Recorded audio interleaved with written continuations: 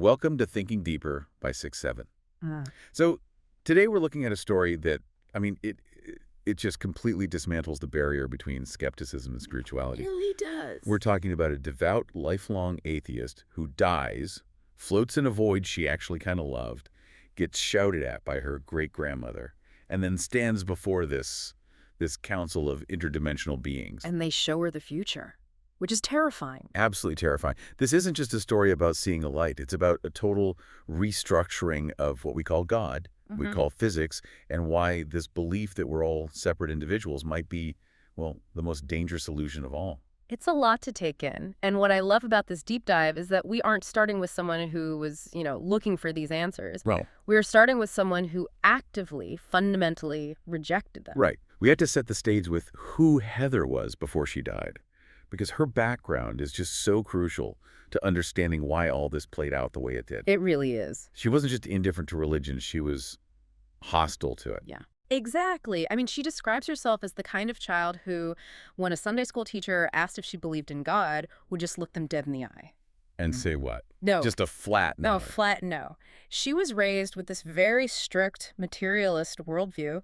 Her father taught her, we're biological entities. We live, we die, we rot in the ground. End of story. No soul, no magic. No man in the clouds, none of it. And, for a lot of people, that's a very comforting, logical way to view the world. It's clean. It is clean until it isn't. Okay, so let's fast forward to the night that cleanliness gets. Yeah.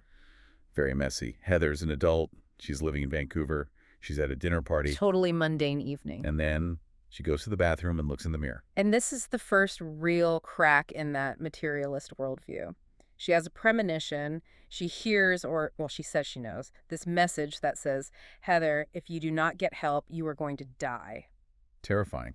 And she didn't just brush it off. No, she walked right out of that bathroom and told her fiancé, we need an ambulance. But they didn't even wait for one, right? They got in the car. They did. And while they were speeding down the highway, her body just started to shut down. She describes the physical sensation of death not as pain, but as a darkness closing in. She said it was blacker than you've ever seen. It started as a vignette around her vision and just closed in and in until it's the tiny pinhole. And then... She's gone. Now, if you are a devout atheist, this is the moment where you expect non-existence. The screen goes blank.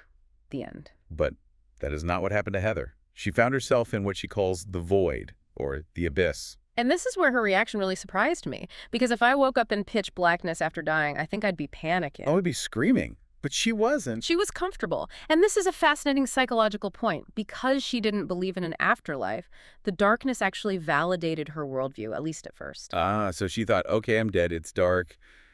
This is what Dad said would happen. Exactly. She compared it to floating on a lake at night. Totally silent, peaceful, no body, no pain. She was just Consciousness. consciousness. And for a while, she just existed there. She says she was curious. But the paradox, of course, is that to be curious, you have to exist. Right. She was proving her father's nothingness theory wrong simply by observing the nothingness. Precisely. So she's hanging out in the void, feeling pretty good about things, and then the scenery changes. She sees a spark. A tiny life way off in the distance. And it starts to grow. It turns into this swirling tunnel of gray and sparks. And this is where the atheist resistance kicks back in, physically. This part is hilarious to me. She tries to stop. She literally puts her arms and her legs out like a starfish, trying to brace herself against the walls of this interdimensional tunnel. It's such a vivid image. She's moving through some kind of metaphysical gateway, and she's trying to use friction to slow down. It just shows how holding on to our physical understanding of the world is almost an instinct. We try to apply the laws of physics to places where they just don't belong. But obviously the brakes, Yeah. they didn't Yeah. work. She gets pulled up and over, and she lands in this massive blinding light. She describes it like standing in front of a wall of stadium floodlights. And here comes the confrontation. She sees these beings emerging from the light. Now, a religious person might say, oh, thank goodness the angels are here. But Heather, Heather gets aggressive. she yells at them. She literally screams, "Back the F word away from me." It's so consistent with her character, She feels ambushed. This isn't supposed to be happening. She's a rational woman, and suddenly there are light beings walking toward her. Her response is pure fight or flight. Mostly fight. Definitely fight.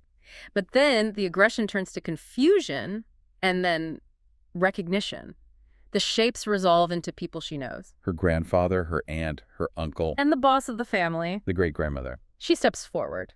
And she doesn't offer a warm hug or a welcome to heaven. She looks Heather right in the eye and says, "Heather, you have died." Wow. Just so blunt. It's like a slap in the face to wake her up. It was necessary. I mean, Heather was in a state of total cognitive dissonance. She needed a trusted authority figure to just state the facts so she could stop fighting the reality of the situation. And once that sentence was said, she collapsed. She fell to her knees on a white marble floor, which she notes was confusing because why would the afterlife have flooring? And she just sobbed. But not because she was sad to be dead. It was regret. Total regret. She felt she hadn't done anything with her life yet. She was young, she had potential, and suddenly it was over. That feeling of wasted time is what ushered in the life review. Now, we talk about life reviews a lot in these deep dives, but Heather's description of the presence that guided her through it is really specific to this whole God versus atheism discussion. It is, because she didn't see an old man with a beard. She didn't see a judge sitting on a throne. What did she see? She describes God, or the source, as a higher frequency vibration. It was pure energy, and the nature of that energy was unconditional love. Which is hard for an atheist to wrap their head around, right? God is a frequency. Actually, I think it's easier. God as a man is hard for a rationalist. Yeah. But God is a frequency that binds the universe. That sounds a lot like physics. It bridges the gap. That's a great point. So she's in this frequency and she starts reliving her life. But it's not a movie. No, total immersion. And the biggest lesson she learned here, and this is the part that I think changes how you live your life tomorrow, is about the mechanics of thought. The ripple effect. The ripple effect. Yeah. She realized that we usually think of our private thoughts as, well, private. If I sit here and think something mean about you, but I smile, I think I'm in the clear. Right. No harm, no foul. Heather found out that is completely false. She saw that thoughts are energy waves. And when you direct a thought at someone, that energy literally hits them. It enters their biology. She gave that brutal example of her childhood friend. They had a rocky friendship, and Heather saw that the judgmental, harsh thoughts she had about this girl were physically picked up by her friend. It's basically telepathy, but biological telepathy. The friend didn't hear the words, but she absorbed the energy.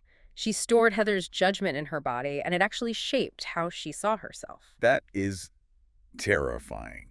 It means we're constantly polluting or healing the people around us just by what we're thinking. It completely dissolves the atheist idea of separation. You are not a sealed unit. You're a broadcasting tower.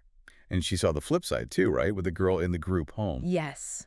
She saw a moment where she told a girl, "You are more than just a body." A simple sentence. But she saw that energy hit the girl and literally steer her away from a future of exploitation. It's the butterfly effect, but with thoughts. Exactly. And this led her to this filing cabinet analogy. She realized that our bodies are just filing cabinets for the soul. We store all this energy, our own and other people's, in our lower backs or shoulders or guts. So we've established God as a frequency, and we're all energetic wifey routers. But then the tour gets even wilder. She leaves the review area and goes to a city. The Crystal City. She describes these massive white marble structures, healing pools, columns, very classical. And the library. The Hall of Records. This is a staple in deep metaphysical lore. The Akashic Records. She saw books as high as the sky, and she found her own book. And it was thick. Very thick, which implies she hadn't just lived once. This shattered her one life, then rot belief completely. She saw she had lived many, many times. She even joked that J.K. Rowling must have had a near-death experience because the description of the prophecy room in Harry Potter was identical to what she saw. It's a fun detail, but the content of that book brings us to one of the most challenging concepts she brought back, the idea of soul contracts. This is the part that might make people uncomfortable. It's difficult. She saw a past life where she had killed someone. A murderer. Yes. But then she saw that in this current life, she and that same soul had made an agreement to swap roles. Not to kill, but to exchange the energy of trauma. So in this life, she'd be the one receiving the pain, and the other soul would be the one dishing it out. Right. And from the perspective of the Cosmic Board, this wasn't about good versus evil. It was educational. Balancing the books. More like the soul wants to understand the full spectrum of energy. You can't truly understand forgiveness unless you've been hurt. You can't understand redemption unless you've fallen. It reframes life from a test to a play that we agreed to act in. Which brings us to the directors of the play, the Cosmic Board. This is where the story goes full sci-fi. She's taken to a long table. And the seated, there are beings. Some are pure light, some are in robes. And some, she explicitly says, look like ETs, extraterrestrials from other dimensions. And again, just notice the shift in her worldview. She goes from materialism only to interdimensional council of aliens in what feels like minutes. But she wasn't afraid of them. She felt they were mentors. And these mentors showed her the future. They brought out these giant golden balls. Bigger than basketballs. They opened up like clamshells, and inside, they played these holograms of the future of Earth. And this wasn't a highlight reel. No. It was a warning. She saw massive storms. She saw tsunamis swallowing coastlines. She saw civil unrest, people rioting in the streets. She saw wars. She specifically mentioned anger, that the dominant emotion of the future was this swirling, chaotic anger. It sounds a lot like what we see when we turn on the news today, doesn't it? It really does. And she couldn't handle it. She was weeping, begging them to stop showing it to her. She asked the big question, why? Why is this happening? And their answer is the crux of this entire deep dive. They didn't say because humans are evil. They didn't say because God is punishing you. What did they say? They said it is happening because of the illusion of division. Division. We fight over land, we fight over religion, we fight over resources because we fundamentally believe that I am separate from you. If I believe I am separate, then I can hurt you to help myself. The chaos she saw in those golden balls was the direct manifestation of that one belief. So the antidote to the apocalypse is connection. The antidote is remembering the truth, that we are all that same frequency she felt in the presence of Source. If you truly know that you and I are part of the same whole, you can't bomb me, you can't starve me. Because you'd be doing it to yourself. Exactly. It's such a simple concept, but so hard to practice. It is. And that's why she had to come back. Right? The choice. She's standing there, traumatized by the future, but surrounded by this incredible love, and they ask her if she wants to return to her body. And she said no. Of course not. She wanted to stay in the Crystal City. Who wouldn't? But they gave her the hard sell. They told her, if you go back, it's going to hurt. They were brutally honest. They told her she would suffer physically and emotionally, and she did. When she returned to her body, the pain was excruciating. So why do it? Why leave Nirvana to come back to a broken body in a world destined for chaos? Because she felt she had the work to do. She realized that as an atheist, as a skeptic, she was uniquely positioned to bridge this gap. She could explain energy in a way that wasn't just woo-woo. She could tell people about the filing cabinet, about the ripple effect. She wanted to help us avoid the future she saw in the golden balls. She returned to help us remember. It's an incredible arc. She went from saying no to God, to becoming a messenger for the idea that we are all God, or at least we're all part of the same divine frequency. And I think that's the takeaway for you today. You don't have to believe in the marble floor or the ETs, but look at the core data point. Your thoughts are not private. Your anger has a blast radius. Your love has a healing radius. It brings it all back to personal responsibility. It does. We are creating the future right now, thought by thought. So I want to leave everyone with that image of the filing cabinet again. As you go about your day, think about the files you're generating. Are you filling your partner's filing cabinet with stress and judgment? Or are you filling it with support? Because if Heather is right, you aren't just thinking, you're broadcasting. And that broadcast is shaping the reality we all have to live in. So broadcast carefully. Thanks for listening to Thinking Deeper by 6-7. See you in the next one.